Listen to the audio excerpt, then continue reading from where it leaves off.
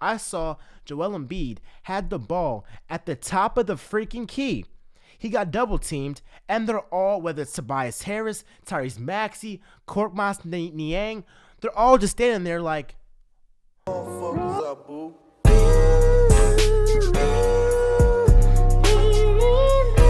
see, we can't afford to lose games like these. I mean, we had this game in the freaking bag. I don't see how we could have lost this game. If you would have told me that Joel Embiid has 40 points, if you would have told me that Tyrese Maxey has 19 points, if you would have told me that Tobias Harris would have had 20 points, and that at one point we were up by 24 points in the third quarter, I would say this was a blow. I would have said that we wiped these guys off the court.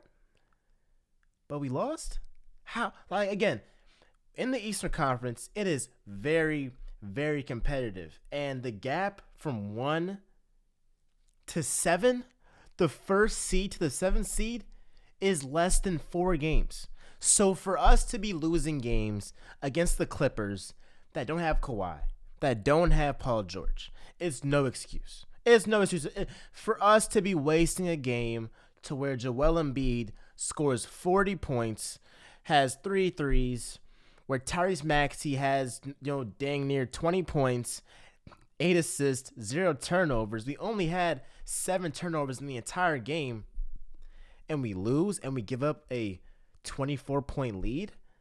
It's unacceptable, right? It's unacceptable. So at the end of the day, games like these could decide whether or not we are the 4th seed in the East, whether we're the 2nd seed, the 3rd seed, the 1 seed, because guess what? There is a chance that the Sixers, without Ben Simmons, get the 1st seed in the Eastern Conference. But if you're giving up games like these, it's no way that we can get that 1st seed in the East, right? So this game, I was utterly disgusted with with our play in the 4th quarter, but it was really in that 3rd quarter. We could have put the Clippers away when we were up 24 points. Tobias Harris was cooking, Joel Embiid was cooking, but it was like the movie Are We There Yet? It was kind of like that. It was like, are we there yet? Is the game over? Are we there yet? Or is it over? It was like they were looking for the game to be over, and there was still much game left to be played. And that we know, with the evolution of the 3-point shot in today's game, with the rate that people are shooting threes in today's game, no lead is safe. Unless you're up by like 37 points, no lead is safe, right? Because guess what? If you're up by 24 points, 2 threes, and like two 2-point baskets, now it's only a 14-point lead, right? So what ended up happening was we had a 24-point lead. We took our foot off the gas. The next thing you know, the Clippers go on a 10-0 run, right? At the end of the 3rd quarter, when we were up 24 points, we ended up only being up by 10 points, right? Then, like I said about the 3-point shot, the Clippers make 2 straight threes, and now it's a 4-point game. Now it really is a game, right? So it's like no lead in the NBA is safe. No lead in the NBA is safe with this 3-point shot. But if we're missing shots, that was the problem. We were 35% from the field, right?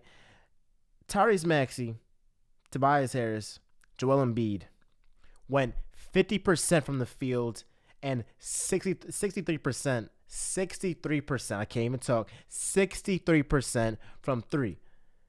But the rest of the team could not buy a bucket. So it's like, hey man, games like these, we got to put these teams away so guys like Embiid, guys like Tobias Harris, guys like Tyrese Maxey, they can rest.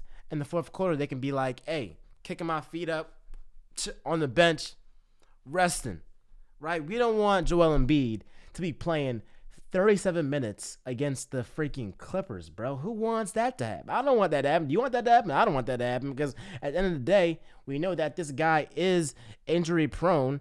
But if he is putting up a 40-point night, We better not put that to waste. And guess what we did? We put that to waste. And I would say who's helping them out, but we got contributions from Tyrese Maxey, who, man, he is on his way to becoming an all-star in this league. I'm flat out say it. Tobias Harris, he's up and down, but today he was pretty good, right? So I can't even say that he had no help. But with the guys like, Steph Curry, he was out today. Korkmaz couldn't buy a bucket. So it's like, I thought that trio would be enough to get us past the Clippers. But it's like, if you keep giving up open threes to Luke Kennard, to Markieff, or as Marcus Morris, get guys to Amir Cooper? Was it Amir? What's this guy's name, bro? It's like they had guys on the Clippers that I even know was even NBA players. Amir Coffey. Like, who the heck is that guy, bro? Who the heck is that guy? Nicholas Batum getting buckets on us. I'm like, the Clippers, every starter was in double figures. That is unacceptable. Unacceptable. I mean, they had guys like Batum giving us buckets, Zubac giving us buckets, a double-double. I'm like, at the end of the day, can we stop somebody? I mean, okay, Reggie Jackson, he can score. Guys like, if you want to have, Amir Coffey get some buckets, all right, cool.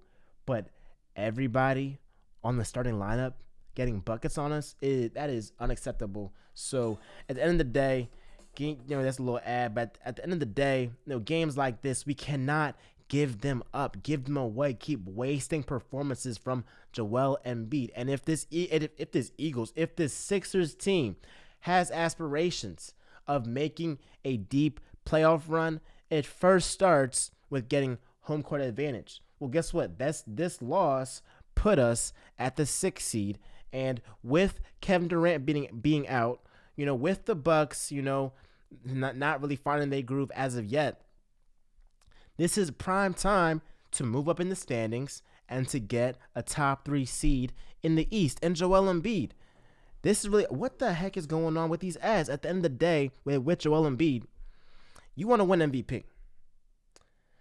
If you losing games to the Clippers, and not maximizing this time with Kevin Durant out, you're going to end up giving up this MVP. And I don't want you to give it up. Come on now. I want you to really redeem yourself from when you should have got the MVP last season to get it this season. And you're top 3 right now in probably MVP voting, but you cannot give up games like this. And I think one other thing, last thing I'll say is we're missing a closer down the stretch. It can't just be Joel Embiid, because what we saw is that later in games, they will double Embiid, and it's like these guys don't know what to do. It's like Embiid is our savior. We don't know what to do without Embiid if he doesn't have the ball in close game situations. I saw Joel Embiid had the ball at the top of the freaking key. He got double teamed, and they're all, whether it's Tobias Harris, Tyrese Maxey, Korkmaz Niang, they're all just standing there like a fish. Like, dude, if you don't move around, this is like high school basketball. This is what my high school JV coach told me, bro. Move without the freaking ball. And if you see a teammate, it's in any sport, if you see a teammate getting double teamed, move and help him out. Nobody tried to help this guy out. That's the one part that just pissed me off, because later on, Joel Embiid turned over the ball after he got double teamed, and that led to Zubac getting an open layup on the other end of the court, right? So yes, Joel Embiid, he had 5 turnovers. He's got to do better with that. But y'all got to help the guy if he's getting double teamed. If he's getting double teamed, move around. I don't see how. It's pretty simple, bro. It's pretty simple, bro. At the end of the day, this was a terrible loss, but I think that will bounce back from it. If you look at the bigger picture, overall, we've had some great wins against the Celtics, the Heat, right? My man Joel Embiid put up 50 the other night, right? So, you know what? Big picture, everything is not bad, but this is a loss that we just can't afford to lose right now. Now, let me know what y'all think down below. Be sure to like, comment, subscribe, do all that jazz. And with that being said, y'all, this is Real Talk with Miles Johnson, where y'all know I always keep it real. I'm out, y'all.